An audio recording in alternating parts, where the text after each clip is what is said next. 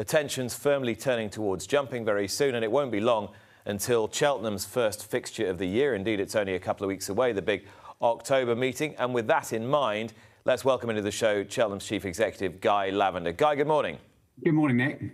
Lovely to have you on the show once again. A raft of consumer-focused changes announced this week by all your team at Cheltenham. What really has been the sort of central driver behind these changes? What did you look at and think, right, this is what we need to do and this is the time we need to do it? Well, I think there are three drivers, Nick, for me, really. I mean, the first thing to say by way of context, I mean, Cheltenham is an enormously successful racecourse, and the festival in particular this year was really, really good, reflected by the sort of experiences and the reporting that we had back from customers. But there were three drivers, really. The first one is it's a world-class event, and we need to be delivering world-class experiences. So, what is it that experiences are we delivering to racegoers? Secondly, we know that value is important. Have we got the value proposition right? It's not necessarily about making everything cheaper, but is it worth it, is the exam question we've been asking ourselves from a racegoer's perspective. And very much related to Cheltenham in particular, is the race programme right? And is the racing product what we need to drive the business? So whilst that wasn't the central focus of the changes we've made, the sort of experience and value were fundamental to the things that we announced earlier on this week.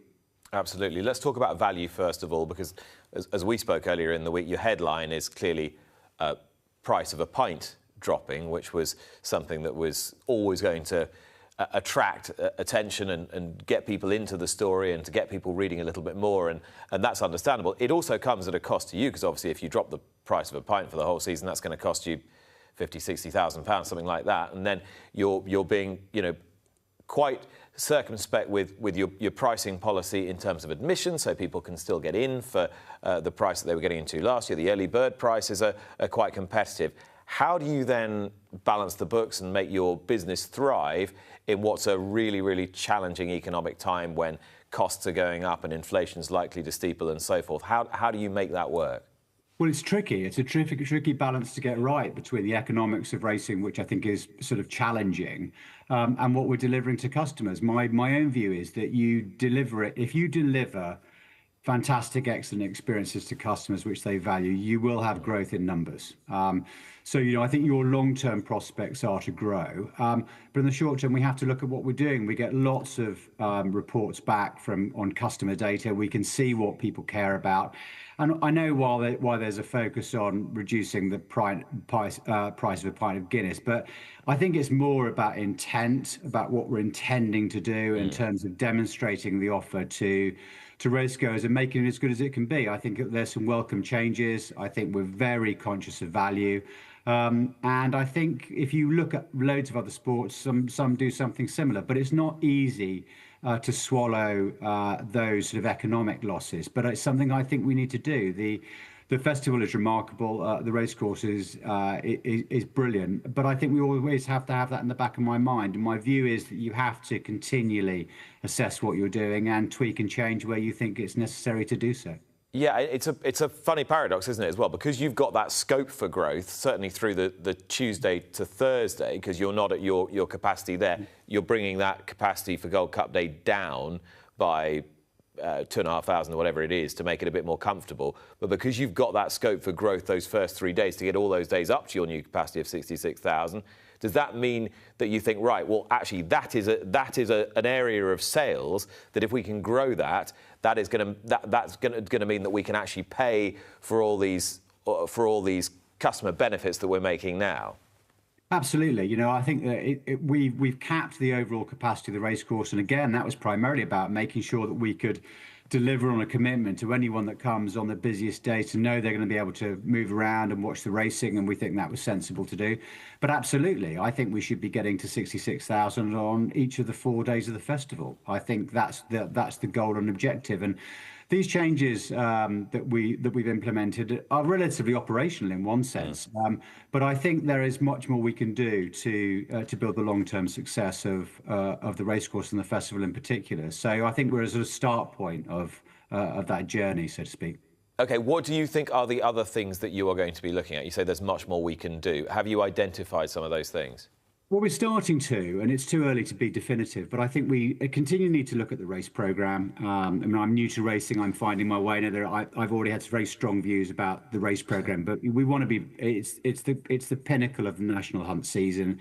We've got to have the best horses against the best. We've got to have good field sizes. We've got to have competitive racing to entice punters and racegoers. So that does need to be done. But also, I think we need to think about how we structure the racecourse, the future of membership, the product that we offer. And over the course of the summer, it's been quite interesting going to different racecourses and see what people do.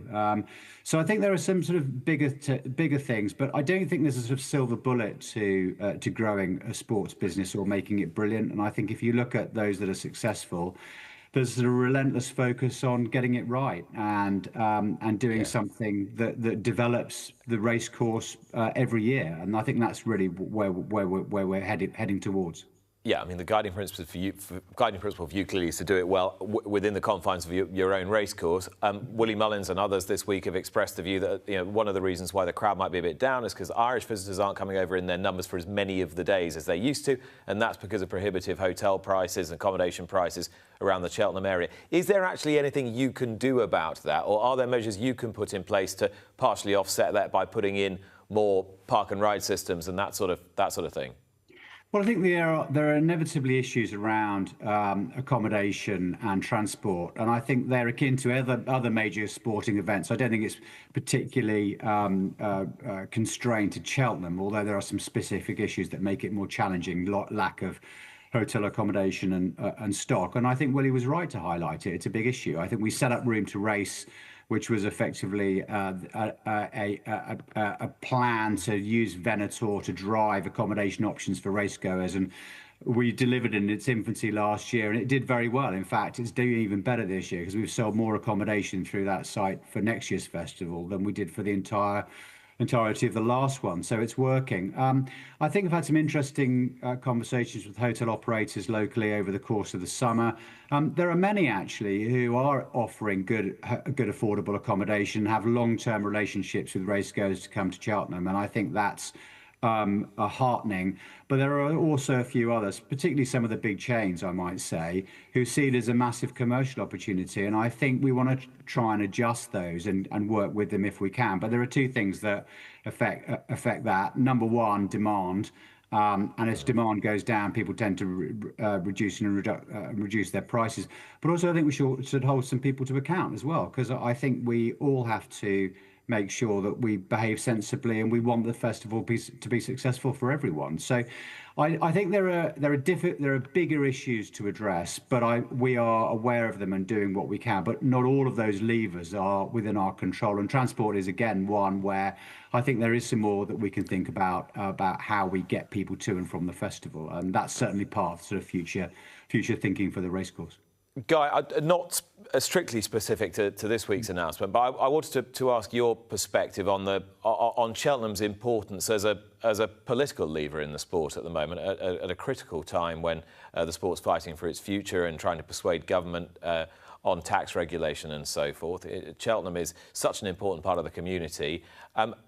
Have you received the sort of support and warmth from your local MPs, and I know that you've sort of got more than one in a sense, to give you any encouragement, or is that something you're going to have to work harder at now we've got a change in the makeup of the House of Commons?